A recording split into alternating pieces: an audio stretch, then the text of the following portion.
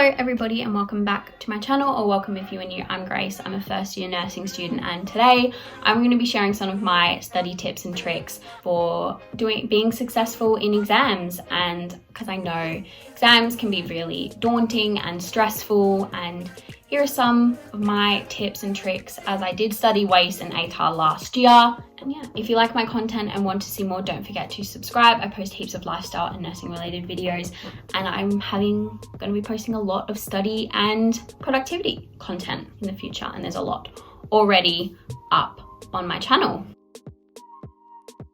So the first tip I have is use Quizlet. Quizlet is such a good tool for active recall. Personally, I don't like to study big chunks of information on Quizlet, but definitions, terms, dates, phases, functions of particular things, Quizlet is great for this. They have lots of different study modes. I like to use the learn, write and flashcard mode. You can even print them out and stick them onto flashcards if you prefer like physical hands-on sort of learning.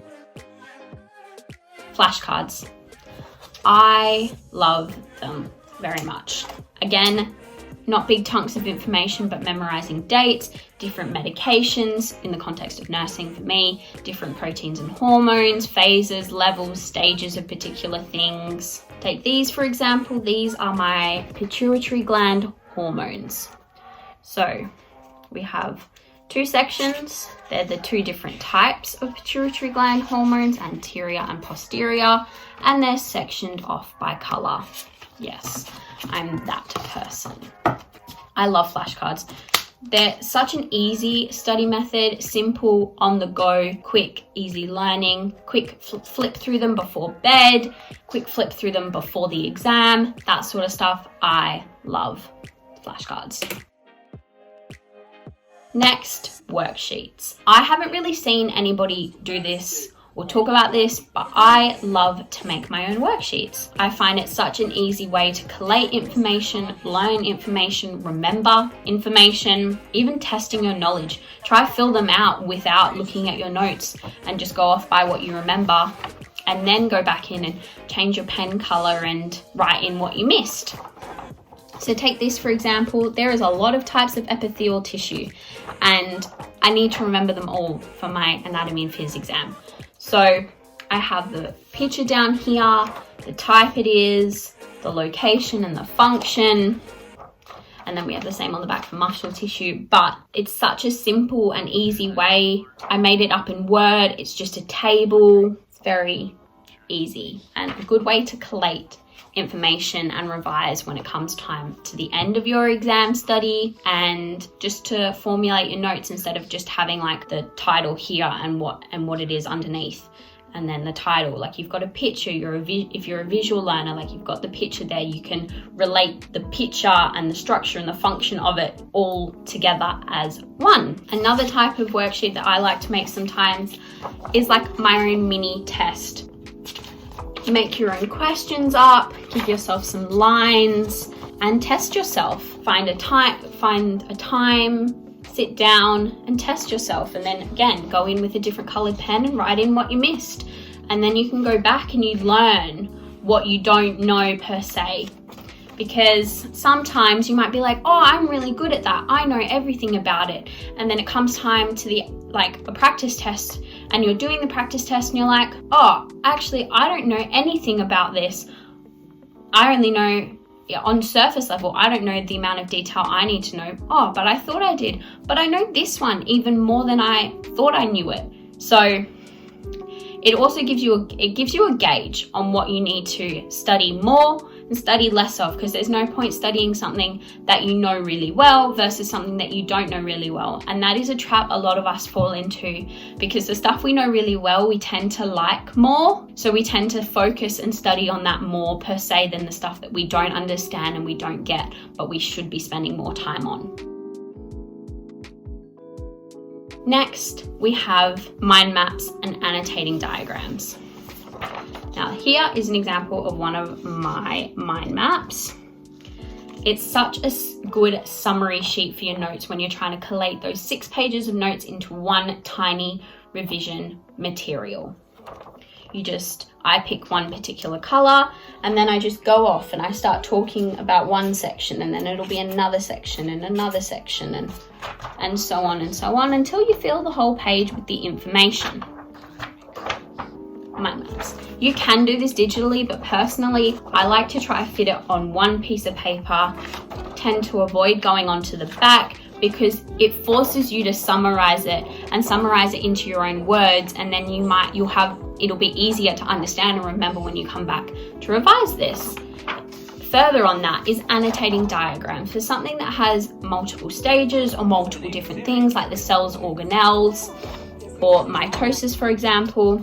I've printed out this picture that has the stages, a little description, but then I've also gone off and annotated it with workshop materials, lecture slides, lecture notes, and taken my own notes off to the side of this own diagram. And then you can even stick it up on your wall along with your mind map. And then you constantly see it and you're constantly looking back at it. Last year, after year 12, for year 12 study, my entire bedroom door was covered in mind maps. Another tip, practice exams, quizzes, and tests. These are your best friend. Everybody should be doing practice papers. Again, like I said before with the worksheet, it helps you realize what you need to study more. Study, do a practice paper. Oh crap, I don't know anything on the cardiovascular system. Should probably study more of that. Then revise, then do another practice paper. Okay, I feel okay with the cardiovascular system now. Yes. Find them, use them, set a timer, and just go and use it. Don't give yourself any more time than you normally would have in the exam. So that's all like the material side of things.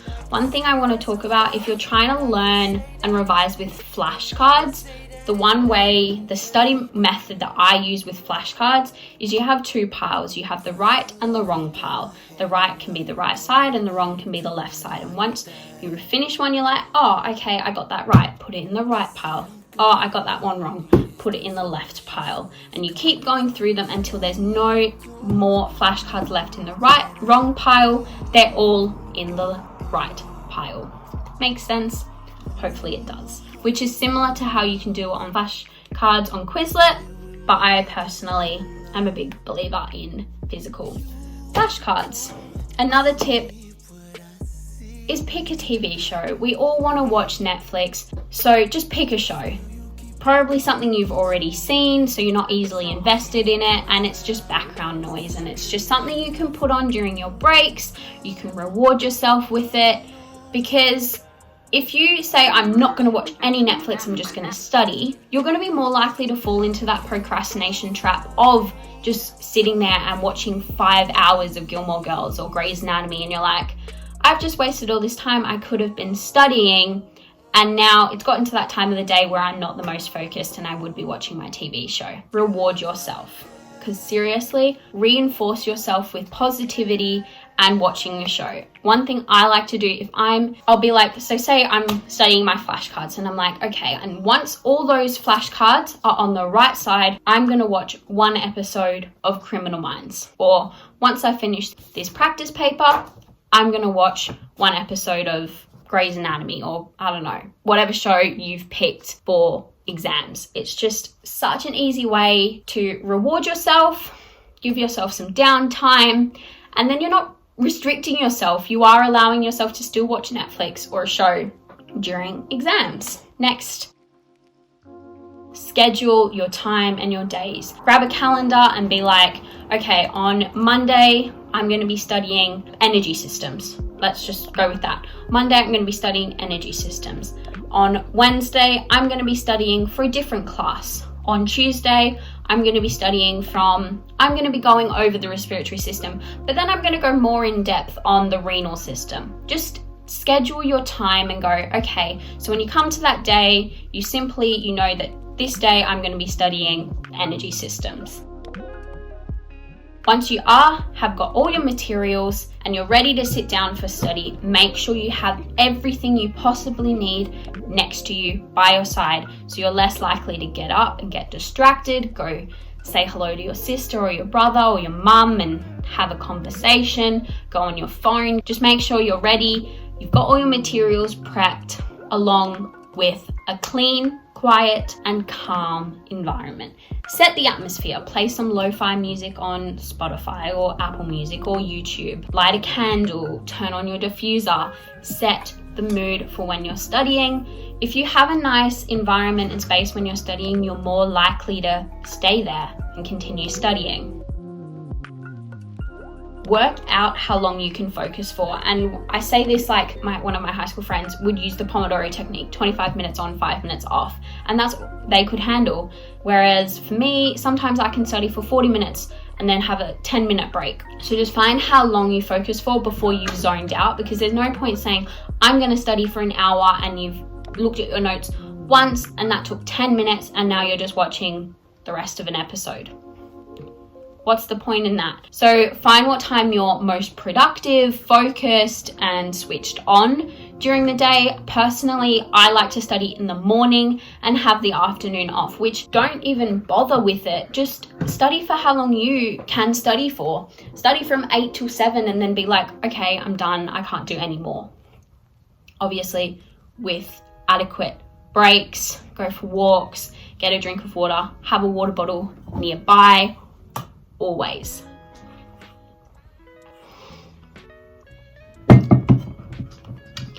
I'm gonna link my lo-fi Spotify playlist down below. I have 2 for studying. I will link them both down below. And with that being said, I hope you guys enjoyed this video. I hope you guys got something out of this video. Don't forget to subscribe, and I will see you guys with another video.